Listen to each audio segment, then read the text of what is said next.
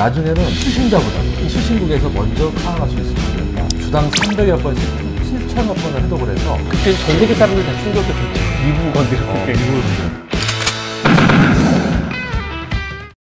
정보전쟁 시리즈, 자 이번 시간에는 어떤 공작을 들어볼 수 있을까요? 2차 대전을 배경으로 한 공작인데요. 미국이 일본의 암호를 해독해서 태평양 전쟁에서 승리하는 매직 공작입니다. 아, 매직 공작. 한번 그 배경부터 한번 들어볼까요? 일본은 1930년대 후반에 독일과 연합해서 2차 세계대전을 계획하고 있었고, 동남아 지역에 대한 패권 확보에 걸림돌이 되는 미국에 대해서 진주만 기습공격을 꾀하고 있었습니다. 이에 대응해 미국의 육군 신호정보국이죠, 시그널 인텔리전스 서비스는 일본이 사용하는 퍼플 암호기 해독 기법을 찾기 위해서 노력하고 있었습니다. 육군통신부의 프리드만이라는 사람이 독일 암호기를 해독하는 작업에 착수를 했습니다. 일본이 사용했던 이 퍼플은 외교통신에 쓰는 암호기계였는데 모조품을 완성을 하게 된 거죠. 같은 원리를 가지고 움직이는 기계를 통해서 암호를 해독하기 시작을 했다는 거죠. 일본 중요 정보를 감청 해독하였고, 나중에는 수신자보다도 감청 수신국에서 먼저 그 내용을 파악할 수 있을 정도였다. 이렇게 발전을 했었던 거죠. 거의 완벽하게 해독한 거네요. 그래서 이제 미국은 이 해독 정보를 매직이다, 마술이다, 이렇게 이제 불렀습니다. 아, 그래서 매직 공작이라고 얘기를 붙였군요. 자, 그렇다면 암호를 완벽히 해독을 했으니까 그걸 바탕으로 해서 어떻게 공작에 활용을 했었죠?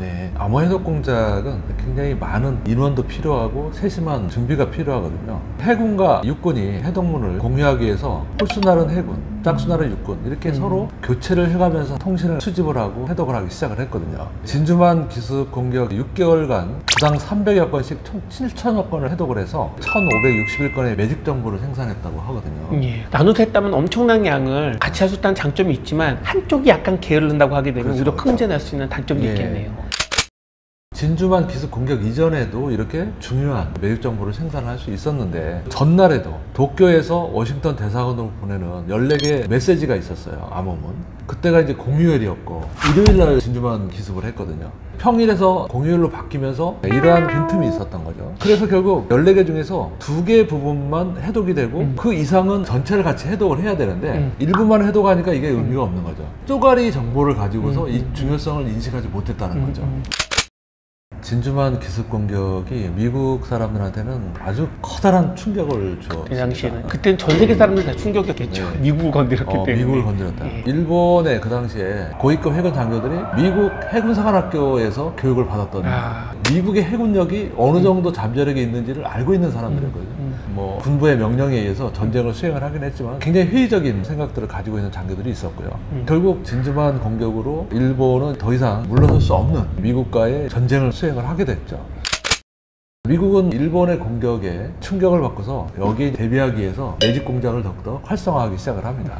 결국 조직을 키우기 시작을 했는데요. 41년에 105명이었던 조직이 전쟁 종료 시점에는 13,000명. 암호 해독이 적의 움직임을 파악할 수 있는 아주 중요한 수단이거든요. 결국 매직 공작은 태평양 전쟁에서 미군이 일본군을 패전으로 이끄는 아주 결정적인 기여를 하게 됩니다. 그러면 실제 매직 공작을 해독한 걸 통해서 어떠한 결정적인 타격을 줬는지 한번 구체적으로 한번 얘기해 주실까요? 여러분도 잘 아실 거예요. 미드웨이 해전이라고 보신 분들도 많을 텐데요. 미드웨이 섬이라는 것은 사실상 큰 섬도 아니고 그냥 밋밋한 그러한 섬입니다. 진주만하고 일본하고 중간에 있는 섬이죠. 결국 일본은 진주만 공격으로 큰 기세를 얻었지만은 사실상 결정적인 타격을 주지는 못했어요. 그래서 이 미드웨이를 다시 공격 거점으로 확보를 해야 되겠다. 미국이 여기를 치료 지배를 하고 있는데 이 미드웨이를 자기의 영토로 확보를 하고 일본 해군력의 마지노선을 만드는 거죠. 미국의 해군이 일본 본토에 대해서 더 이상 들어오지 못하도록 하는 방어선의 거점으로 포인트를 한 거죠.